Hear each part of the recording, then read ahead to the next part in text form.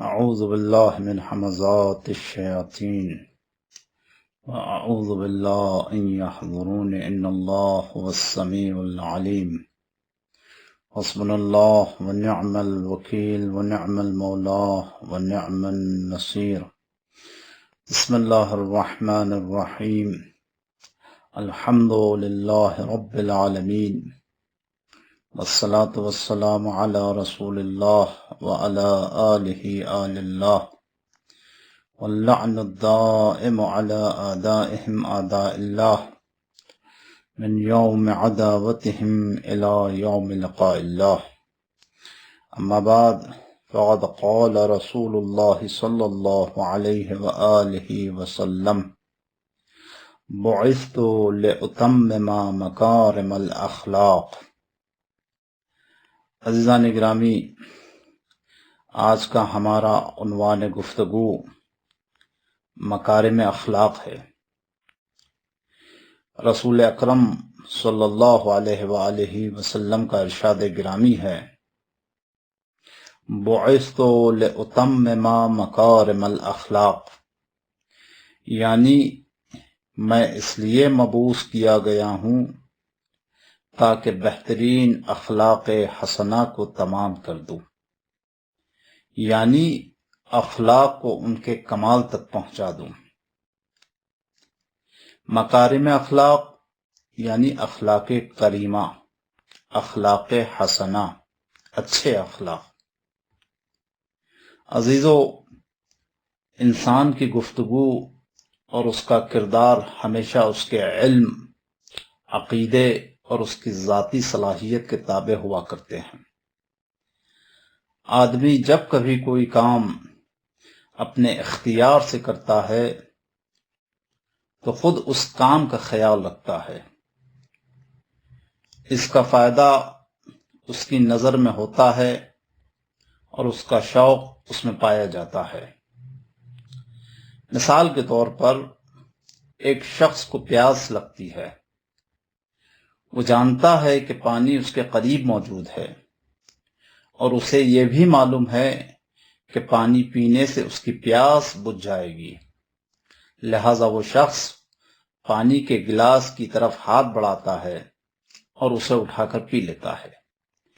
یہ عمل جب بھی ارادے اور اختیار سے انجام پاتا ہے تو یقیناً وہ علم ہی کی وجہ سے، یعنی اس کام کے خیال، اس کے فائدے پر نظر اور اس کے شوق ہی کی وجہ سے انجام پاتا ہے۔ اس بات کی وضاحت کرنے کے لیے کہ انسان کی اندرونی صلاحیت اس کے کردار پر اثر انداز ہوتی ہے، ایک اور مثال پیش کیے دیتا ہوں۔ کنجوس آدمی کو اگر معلوم ہو جائے کہ فلاں شخص ضرورت مند ہے، تب بھی وہ اس کی مدد کرنے کے بارے میں سوچتا تک نہیں ہے۔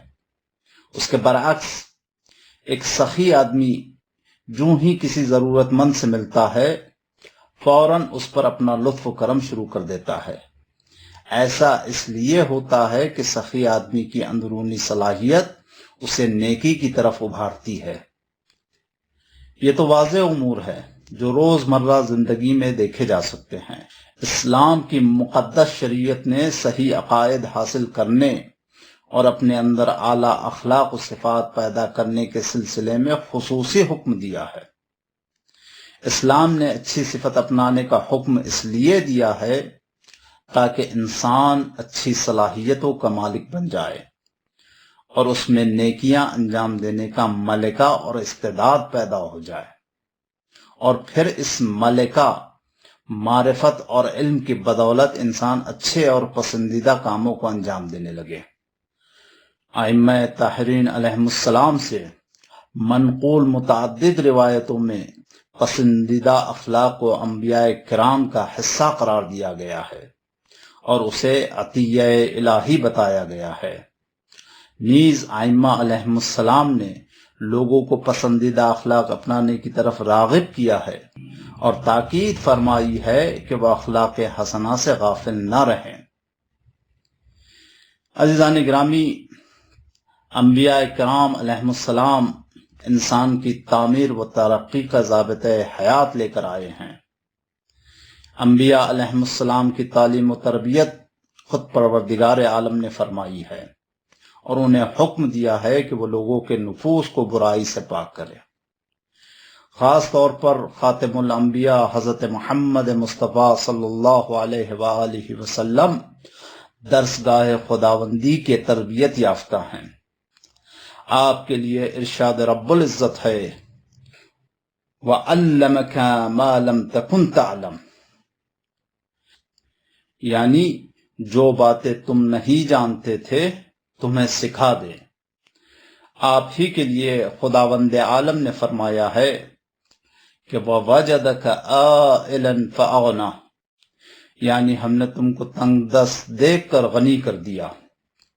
مراد یہ ہے کہ اے رسول، ہم نے تمہیں پسندیدہ اخلاق سے مالا مال کر دیا تاکہ ملت مسلمہ جو تمہارے اہل و عیال کی مانند ہے قیامت تک فائدہ اٹھاتی رہے۔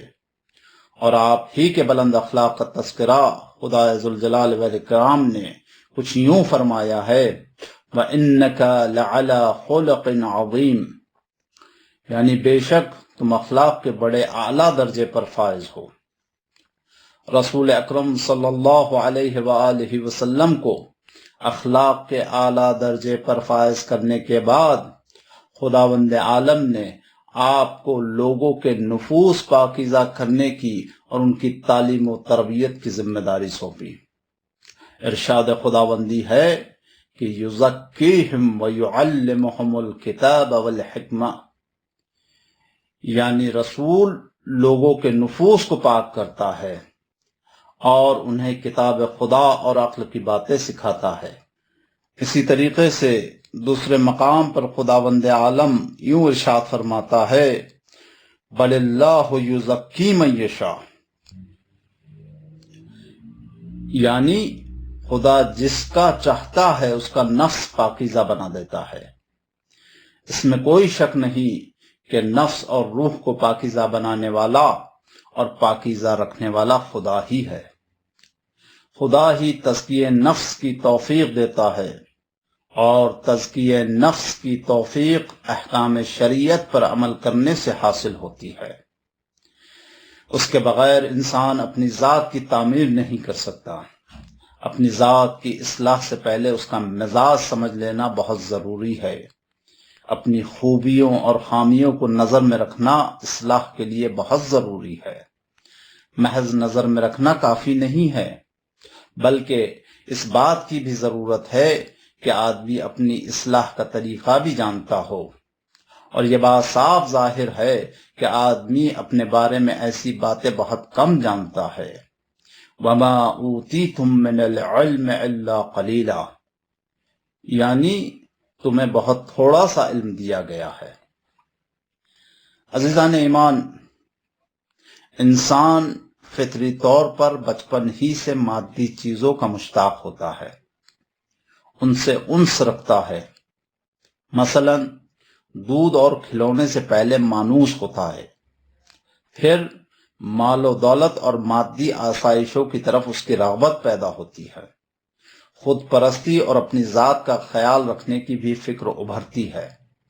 آپ دیکھتے ہیں کہ چھوٹا بچہ اپنی پسندیدہ غذا حاصل کرنے اور دلچسپ کھلونے ہاتھ میں لینے کے لیے جب وہ اس کے سامنے ہو کتنا بے چین ہو جاتا ہے، وہ چیز اسے نہ دی جائے تو کتنی بےتابی کا مظاہرہ کرتا ہے۔ پس معلوم ہوا کہ انسان کا نفس حریص اور لالچی واقع ہوا ہے۔ اس کو قابو میں کرنے کے لیے اخلاق کے کمالات حاصل کرنا بہت ضروری ہے۔ البتہ اس کے لیے اپنے نفس پر اور اپنے جی پر جبر کرنا پڑتا ہے اور نفس کو کچل دینا ہوتا ہے، اس کے بغیر کوئی چارہ نہیں ہے۔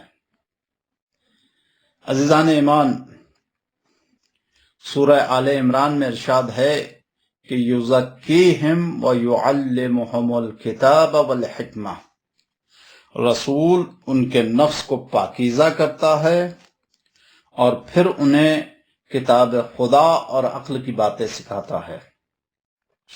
سورہ جمعہ میں بھی یہی الفاظ اسی ترتیب کے ساتھ موجود ہیں۔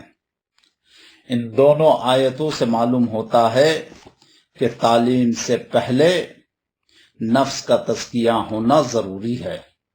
پودا لگانے سے پہلے زمین کو ہموار اور نرم کرنا اور پھر پانی اور کھاد ڈالنا ضروری ہوتا ہے، ورنہ پودے کو پھوٹنے اور نشو و نما پانے کا موقع نہیں ملتا۔